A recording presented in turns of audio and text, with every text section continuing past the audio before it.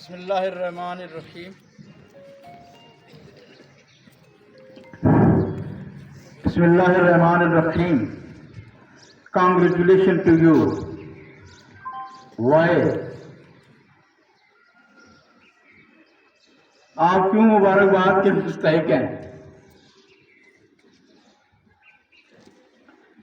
وہ جب گھر میں کوئی نئے کپڑے پہنتے ہیں تو گھر والے اس کو مبارکباد دیتے ہیں نا یا نہیں دیتے؟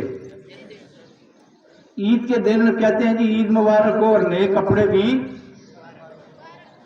تو اس طرح میرے بچوں آپ کو یہ کسی حد تک یونیفارم میں اور صاف ستھرا رہنے کی مبارکباد پیش کرتا ہوں دل کی اتھاہ گہرائیوں سے.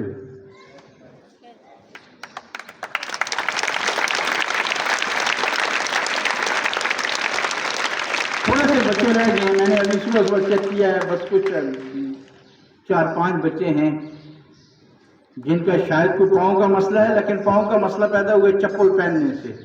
ظاہر ہے ٹھوکریں ٹکریں لگتی ہیں، پاؤں زخمی ہو جاتا ہے. 21 اپریل کیوں مشہور ہے، ہم کیوں یاد کرتے ہیں اسے؟ جی آپ کھڑا کریں، کون بتائے گا 21 اپریل کو کیوں یاد کیا جاتا ہے؟ کیا اس دن گرمی زیادہ تھی؟ جی آ جائیں جی، آ جائیں، ادھر آ جائیں، بھاگ کے آئیں، شاباش.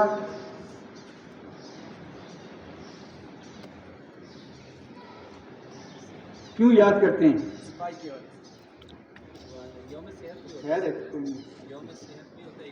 یہ بتانا چاہتے ہیں صفائی کے حوالے سے اقبال ڈے بھی.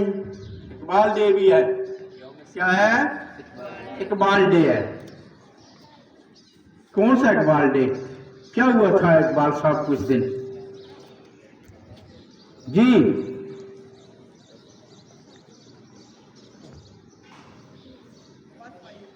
آ جائیں. آتے آتے 2-3 جملے اقبال صاحب پہ اپنے ذہن میں رکھ لیں، آپ نے بتانے ہیں کچھ ان کے متعلق.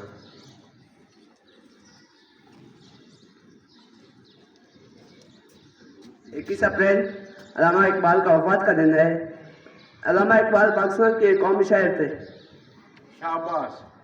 He was a national poet. 21 April 1938 کا وہ دن ہے کہ جس دن علامہ محمد اقبال ہم سے جدا ہو گئے. جس پاکستان کی وہ شدت سے خواہش رکھتے تھے، اللہ نے اسے دیکھنا آنکھوں سے نصیب نہیں کیا ہے. خطبہ الہ آباد 1930 میں انہوں نے نظریہ پاکستان پیش کیا تھا،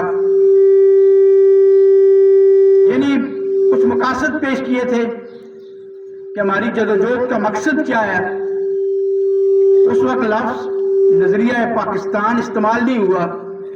بعد میں جا کر ان کا جو خیال تھا، ان کا جو موقف تھا، جو ان کا تھیم تھا، وہی نظریہ پاکستان میں ڈال گیا. علامہ محمد اقبال 9 نومبر 1877 کو سیالکوٹ میں پیدا ہوئے. ابتدائی تعلیم وہاں سے حاصل کی اور اعلیٰ تعلیم کے لیے وہ لاہور آ گئے. لاہور سے پھر بہت سے یورپ کے ملکوں میں گئے. وہاں انہوں نے قانون کی ڈگری حاصل کی، فارسی کی، فلسفے کی اور مختلف کالجوں میں پڑھاتے رہے اور وکالت کرتے رہے. اللہ تعالیٰ نے ان کو بے پناہ ذہانت دی تھی، لیکن اللہ ان پر رحمت فرمائے، انہوں نے اپنی ذہانت کو مثبت استعمال کیا ہے.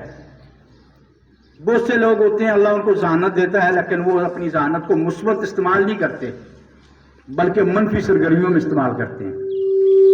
علامہ محمد اقبال قرآن کو جانتے تھے، قرآن و سنہ کو جانتے تھے، کیونکہ جب بھی ہم ان کی شاعری پڑھتے ہیں تو ان کی شاعری جو ہے وہ قرآن و سنہ کے مطابق ہے. کہ قرآن و سنہ کو وہ جانتے تھے. بڑا گہرا تعلق ہے قرآن کے ساتھ، اللہ کے حکموں کے ساتھ ان کی شاعری کا بہت گہرا تعلق ہے. لمبی باتیں ہیں اقبال کے متعلق. وہ شاعر بھی تھے، مصنف بھی تھے، وکیل بھی تھے، استاد بھی تھے، ساری خوبیاں ان میں تھیں. اور 21 اپریل 1938 کو پاکستان بننے سے تقریباً 9 سال پہلے ہم سے جدا ہو گئے. انا للہ و انا الیہ راجعون وما علینا الا البلاغ المبین.